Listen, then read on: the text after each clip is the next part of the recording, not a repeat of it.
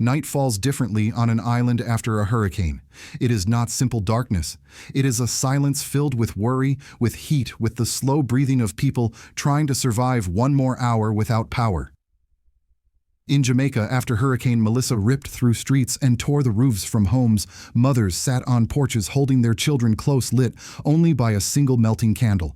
Elderly patients lay in hospitals where the air stood still, the machines barely humming, nurses whispering prayers that the backup generators would not fail. Small shop owners watched helplessly as their frozen food thawed in warm rooms. Fishermen stared at empty coolers, their day's catch destroyed before sunrise. And yet, even in this darkness, Jamaica did what it has always done. Its people rose. Neighbors shared water. Families cooked what little they had and delivered meals to others. Strangers cleared roads with their bare hands. No one asked for repayment. No one demanded conditions. Compassion flowed naturally because survival is something a community must hold together. But then came the shock, a decision that stunned not only Jamaicans, but anyone who has lived through a disaster. The government announced that emergency generators would be loaned to the people not given. Loaned to families who had already lost everything. Loaned to hospitals keeping newborns alive. Loaned to neighborhoods still drowning in darkness. And this raises a question every American watching today must ask themselves. Since when did survival become something you borrow? Since when did emergency relief become a transaction? Imagine your own community after a hurricane or wildfire. Imagine being told to sign paperwork before you can turn the lights back on for your grandchildren. Would you accept that Jamaica deserves better? And so do all of us. Before we go deeper, I want to ask you, especially those of you who have lived long enough to see many storms come and go, do you believe leaders should ever turn disaster relief into business? If you care about truth over headlines and dignity over politics, stay with us. What you're about to hear matters. When the winds of Hurricane Melissa finally settled, Jamaica faced a landscape that barely resembled the island the world knew. Entire neighborhoods lay soaked and broken. Roads were carved open by rushing floods. Power lines hung like lifeless vines across streets. And in the middle of this devastation stood the Jamaican people, shaken, exhausted, but refusing to collapse. It began with the simplest acts of survival. Fathers used their own bodies as shields to carry their children across flooded pathways. Women formed long human chains to pull strangers out of rising waters. Teenagers knocked on doors, checking for the elderly, guiding them to safer ground. Every corner of the island echoed with the same spirit. Jamaica bends, but Jamaica does not break. As daylight returned, the true cost of Melissa revealed itself. Businesses that had taken decades to build were reduced to sodden debris. Schools that once echoed with children's laughter stood silent beneath ripped open roofs. Farms lost entire harvests. Coastal villages saw fishing boats, the lifeline of countless families, smashed like toys along the shore. And then across cities and small towns alike came the most painful blow: the power was gone. Homes fell into darkness as night returned. Hospitals struggled to run critical machines. Refrigerators stopped spoiling food families desperately needed. Water pumps stalled. The heat pressed down on the elderly like a weight. That is when word spread that the government would distribute emergency generators. For a brief moment there was relief, a spark of hope that light air and safety would return. Families believed that the government would step in with compassion, as the world had already done. After all, nations across the globe had sent shipments of donated supplies: water purifiers, medical tents, solar lamps, fuel, and yes, generators. Many of them arrived with no conditions attached, no contracts, no bills, just human solidarity. But what happened next shocked an already traumatized population. Instead of announcing that generators would be given freely to struggling communities, Prime Minister Andrew Holness's administration declared that generators would be loaned to the people, not donated. Not granted, loaned. The news spread quickly, first through radio programs, then cell phones, then word of mouth, and with every retelling disbelief deepened. How could a government look at families who had lost everything and ask them to sign paperwork to borrow light? How could anyone expect a storm-wrecked household to return a generator in perfect condition when even the most durable machines could be damaged simply by the chaos of the aftermath? This was not just a logistical decision, it was a moral rupture. In community centers, long lines formed as families waited to receive help. They stood under the blazing sun, hopeful, tired, hungry, believing that the worst was behind them. But as officials approached the tables where equipment was distributed, residents were met with something they never expected at a moment of national suffering: forms, agreements, conditions, instructions to handle the generator with extreme care, commitments to return it as if they were borrowing tools from a hardware store. Mothers carrying infants were asked to sign documents. Fishermen who had lost their boats were told the machines were temporary. Elderly residents sweating through thin clothing in the heat could barely understand why something meant to save them was being treated as a business asset rather than a lifeline. In the shelters, the frustration turned into quiet despair. One nurse recounted how her clinic's donated generator kept a newborn alive, yet she had to document its usage condition daily. A shop owner who lost every item in her freezer wondered out loud how she was supposed to return perfectly the only machine that could keep her new stock safe. Each story carried the same weight: the people were not asking for luxury, they were asking for survival. And yet the government's message remained unchanged. These generators must be borrowed, they must be managed, they must be returned. The contrast could not have been sharper. On one side, the world's generosity countries donating with open hearts. On the other, a government choosing to transform relief into a ledger entry. For the Jamaican people, this was not merely an administrative choice, it was a moment that forced them to question something deeper. When did leadership stop being about compassion? And when did suffering become something a citizen must repay? The turning point came when ordinary Jamaicans, tired, frustrated, and still grieving the losses from Hurricane Melissa, realized that something far more troubling lay beneath the surface. The issue was no longer just about borrowing a generator. It was about understanding why they had to borrow something the world had already given to them for free. That question, once whispered quietly in shelters and dark living rooms, soon became the loudest question in the nation. Where did the donated generators go? This is where the emotion of the crisis sharpened into a painful clarity. Countries from every corner of the globe had responded immediately after Melissa struck. From the Caribbean to Africa, from Europe to South America, nations donated generators with no expectation of return. Some sent small portable units for homes, others sent industrial machines large enough to power clinics or small community centers. All were labeled as donations meant to be used freely in the rebuilding effort. And yet, as Jamaicans lined up for help, they were told these machines were being loaned, tracked, and must be returned in perfect condition. The contradiction was impossible to ignore. Communities began to trade stories. A port worker saw crates of donated generators sitting untouched in storage. A volunteer claimed she saw lists of donated items that never made it to disaster zones. A nurse whispered that her generator came with a form requiring weekly status updates, as if she were renting expensive equipment from a corporate warehouse. Each story added fuel to growing suspicion. If these generators were gifts, why were citizens being treated like debtors? It was in this atmosphere of confusion and anger that Jamaica reached its emotional breaking point. One of the most powerful moments occurred when footage surfaced from a community center. A man who had lost his home and all his possessions stood before an official and asked a simple question: why must I return something that was given to my country freely? The official had no answer. He simply repeated policy. The generator must be borrowed and returned. And in that moment, the room filled with mothers, seniors, young people, and exhausted families erupted not with shouting but with a heavy collective silence. A silence that said, "We know something is wrong."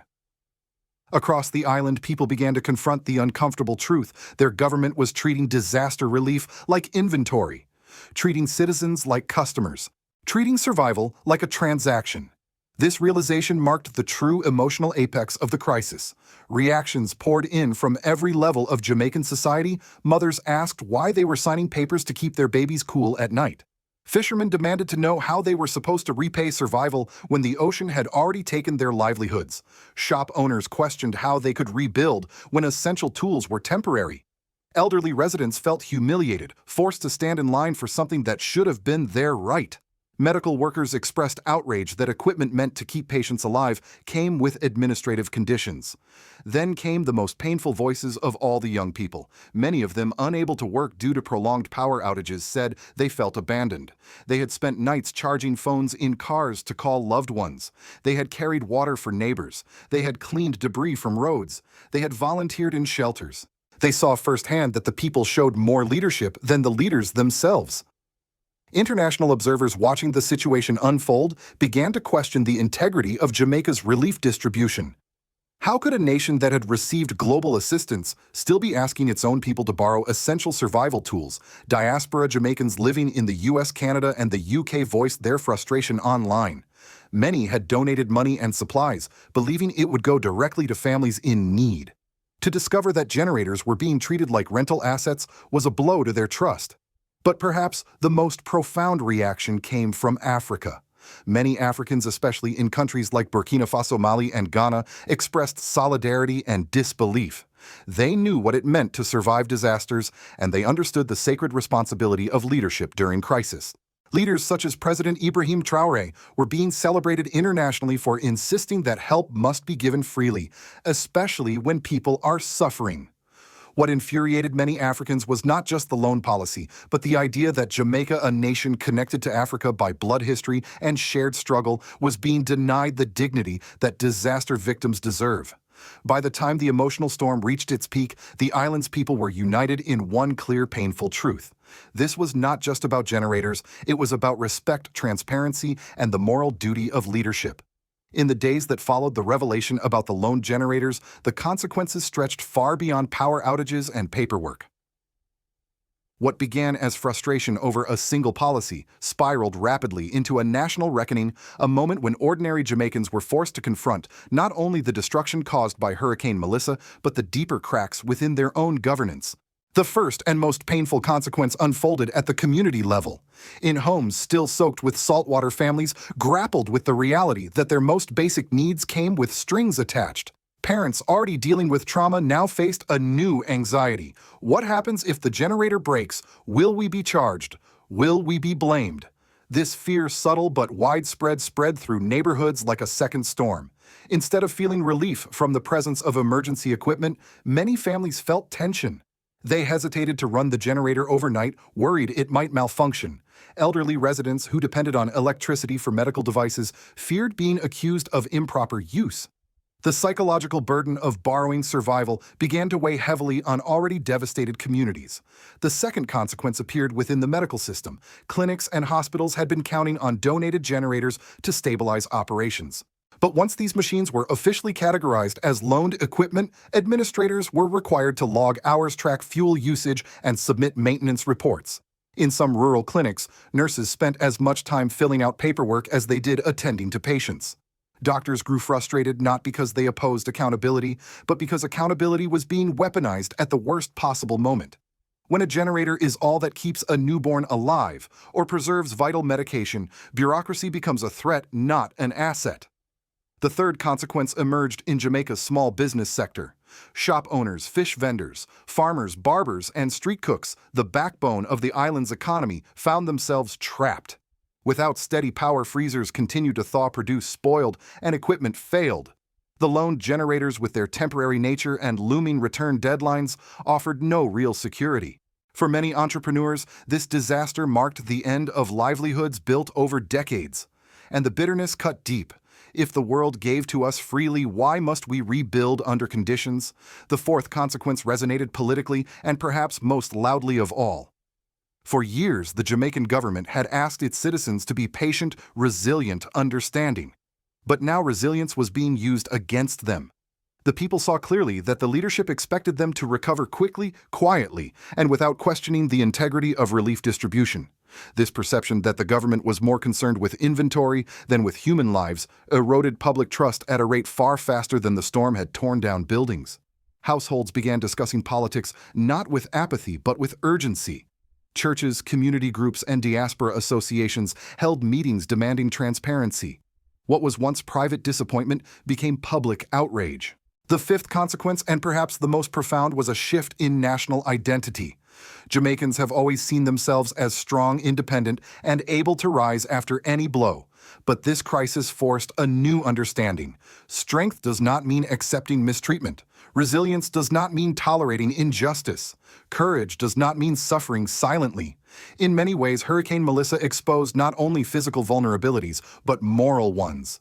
It showed that leadership could fail even when the people stood tall.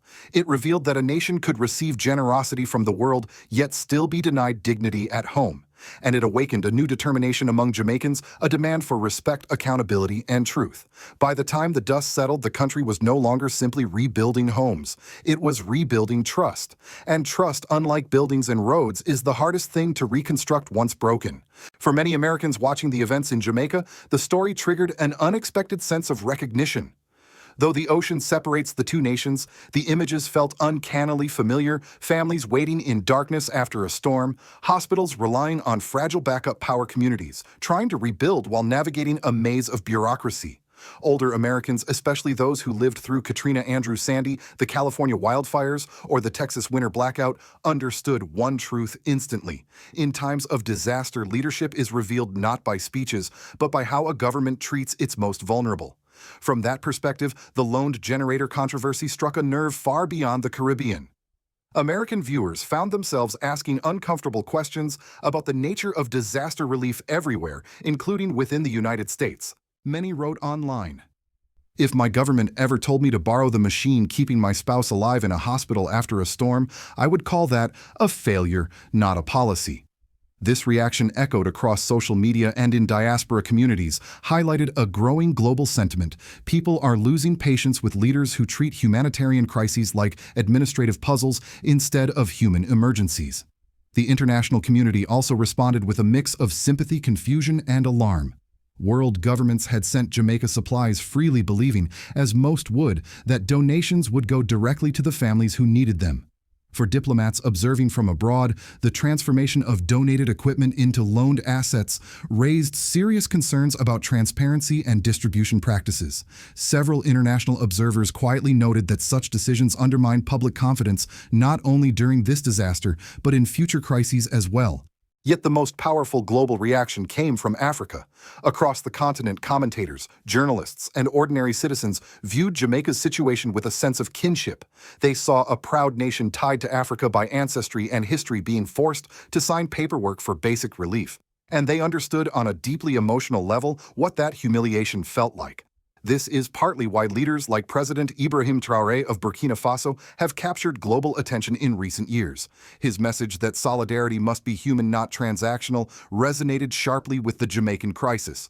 African analysts pointed out that when a government treats donated relief as inventory to be loaned, the issue is not just mismanagement. It is a philosophical failure, a misunderstanding of what leadership in the time of suffering truly means. For many African observers, the Jamaica situation became a symbol, a reminder of what countries must avoid if they want to build trust between citizens and state. Africa news outlets emphasized that help must be given, not rented, echoing the same moral clarity found in Traoré's speeches and in the Pan-African belief that people deserve dignity even in their weakest moments. Globally, the story forced a deeper reflection on humanitarian ethics. What happens when nations begin attaching conditions to compassion? What happens when emergency aid becomes a contract? And what message does it send to the world when a country receives generosity freely but distributes it conditionally? These questions matter not only for Jamaica, but for all of us Americans included. Older Americans with decades of lived experience know better than most that crisis does not wait for paperwork. Disaster does not pause for bureaucracy. And survival cannot, under any circumstances, be turned into a business arrangement. In that sense, Jamaica's pain became a mirror for the world, a reminder that the moral responsibility of leadership is universal.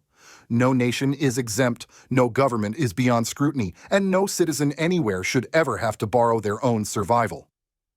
In the end, Jamaica's story after Hurricane Melissa is not only a story about a storm. It is a story about the deeper storms that form when leadership forgets its purpose. The hurricane may have destroyed homes, but the controversy that followed destroyed something far more fragile: the people's trust. And trust, once broken, does not return with sunshine. It must be rebuilt, brick by brick, act by act, truth by truth. Because what happened in Jamaica was not just a bureaucratic mistake, it was a warning of what can happen when governments begin to place conditions on compassion. A warning of what happens when leaders see survival as a transaction. A warning of what happens when relief becomes inventory and suffering becomes an administrative burden rather than a human cry. If a nation allows this mindset to take root, what comes next? Will water one day be loaned after a drought? Will medical supplies be rented after an earthquake? Will families forced from their homes in a wildfire have to sign paperwork before receiving shelter? This is not a Jamaican question. It is a global one, and it reaches every doorstep, including those in the United States.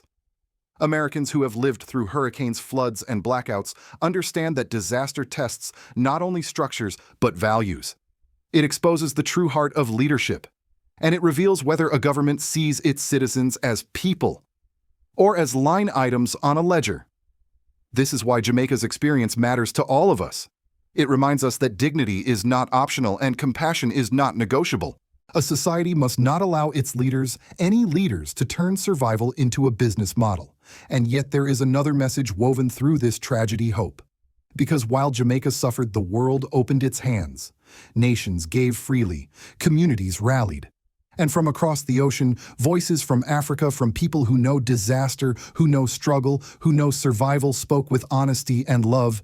Help must be given, not rented.